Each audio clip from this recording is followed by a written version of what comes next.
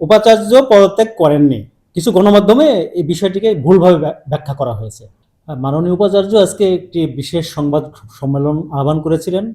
সেখানে অনেক গণমাধ্যম কর্মী এসেছিলেন। মাননীয় উপাচার্য বলেছেন যে আগামী নির্বাচনের পর তিনি দায়িত্ব থেকে সরে দাঁড়াতে আগ্রহী। তিনি স্পষ্ট করে বলেছেন এ কারণে প্রশাসনিক কোনো শূন্যতা যেন সৃষ্টি না হয় বা কোনো ধরনের হঠাৎ কোনো পরিস্থিতি সৃষ্টি না হয়। এ কারণে সরকার চাইলে নির্দিষ্ট সময় পর্যন্ত তিনি দায়িত্ব পালন করতে রাজি আছেন।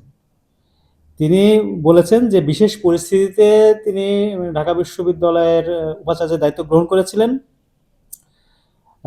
এখন ছাত্রছাত্রীদের অনুরোধ ছিল, দেশ ও জাতির আকাঙ্ক্ষা ছিল, তাদের অনুরোধে তিনি দায়িত্ব গ্রহণ করেছিলেন। এখন ঢাকা বিশ্ববিদ্যালয়ে সার্বিক স্থিতিশীলতা ফিরে এসেছে। আগে যে আপৎকালীন একটা পরিস্থিতি ছিল সেই নাজুক পরিস্থিতি এখন নেই, তাই তিনি এখন এই দায়িত্ব থেকে সরে দাঁড়াতে চান। তো একই সঙ্গে ডেপুটেশনে তো নিযুক্ত আছেন উপাচার্য হিসেবে, তিনি ডেপুটেশনে দায়িত্ব পালন করছেন। তিনি চান যে তার উন্নয়ন অধ্যয়ন বিভাগে অধ্যাপকের যে মূল পদ সেখানে তিনি ফিরে যেতে চান।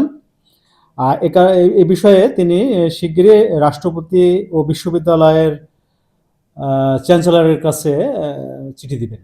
তিনি প্রায় 1.5 বছর যাবৎ দায়িত্ব পালন করেছেন। আপনারা সবাই জানেন যে বিশ্ববিদ্যালয়ে একটা অস্থিতিশীল অবস্থা ছিল, কোনো প্রশাসন ছিল না। এই ধরনের একটা পরিস্থিতিতে 24-এর গণঅভ্যুত্থানের পর তিনি দায়িত্ব গ্রহণ করেন এবং তিনি নিরলসভাবে প্রচেষ্টা চালান। প্রত্যেকটা হলে হলে যান, শিক্ষার্থীর সাথে কথা বলেন, ছাত্র এবং শিক্ষকদের মধ্যে যে একটা সম্পর্কের অবনতি ঘটেছিল সেটা তিনি নিরসন করতে সক্ষম হন এবং বিশ্ববিদ্যালয়ে সার্বিক শৃঙ্খলা ফিরে আনেন। প্রশাসনিক কার্যক্রমে গতি আসে এবং তিনি অনেক উন্নয়ন কার্যক্রম গ্রহণ করেন। শিক্ষার্থী বান্ধব অনেকগুলো পরিকল্পনা তিনি গত 31 জানুয়ারি একটা সংবাদ সম্মেলনের মাধ্যমে জানিয়েছেন। তো শিক্ষার্থীদের কল্যাণে তিনি যে কাজগুলো করেছেন শিক্ষার্থীদের কল্যাণে। উপাচার্য পদত্যাগ করেননি।